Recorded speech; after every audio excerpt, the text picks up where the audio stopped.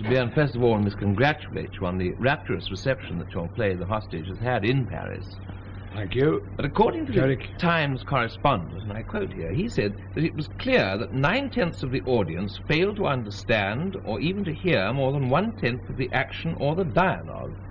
Is it a fair assessment? Well, I refuse to believe that I didn't hear it, because the actors spoke out loud and they speak well, and they are very skillful actors and they're very skillfully produced, and they speak excellent English. They do not speak BBC English. On the other hand, I would say that I do not see how most of the audience could have understood the dialogue, which was a mixture of Cockney, Dublin, and was generally the language of the people that Chesterton said, "We are the people of England and we shall be heard yet," or something like that, except that on this occasion we joined the people of Ireland in with them just to make things easy for the French theatre going public. But they gave it a tremendous reception. You don't think that it was you, perhaps, that they appreciated very much, rather more than the play? No, they didn't see me, they didn't know it. I don't see how they could have known of my existence, except they'd read Interpol reports or something from Scotland Yard or something. But you did in fact work for several years in Paris, Mr. Behan, did you not, as a house painter? Well, I was a painter, but not for several years. I was never a house painter for several years anywhere. For some time? I regard house painting, I regard the whole building trade as a dangerous and hazardous occupation.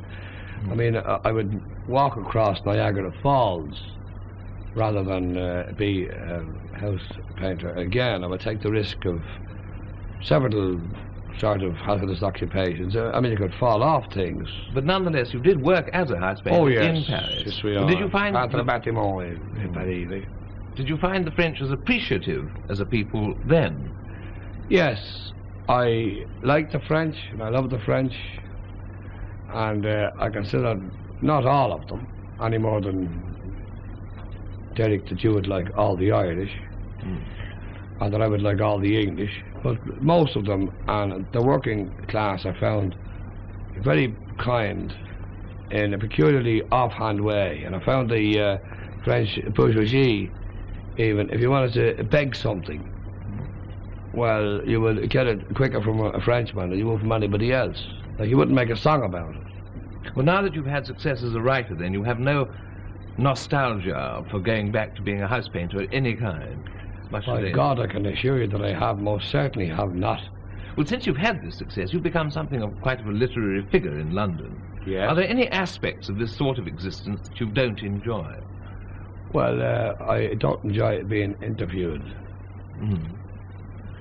And I also, I was asked one time, had success spoiled me? I said, no, I was always like this. But most of it I enjoy it, actually.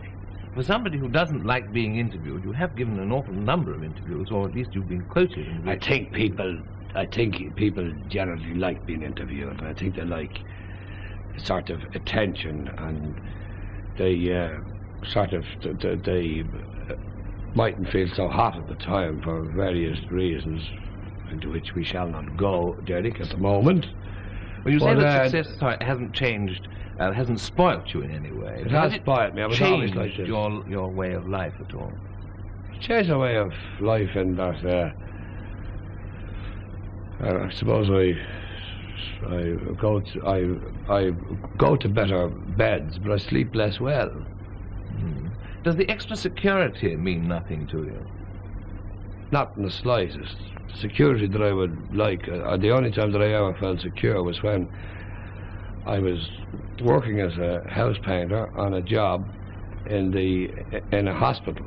We were getting £15 a week in 1947, which was a lot of money to us at that time. Mr. Behan, has this success proved an added stimulus to you as a writer? No, very much the opposite. I have to go home and do a bit of work sometime. And you find this hard and troublesome, do you? I don't find it hard and troublesome at all. I am unfortunate in one respect in that I don't like French restaurants because I find them too hot. Same as I find the television here. Well, Mr. Behan, we must put you out of your agony, and thank you very much indeed. Shall I be, you?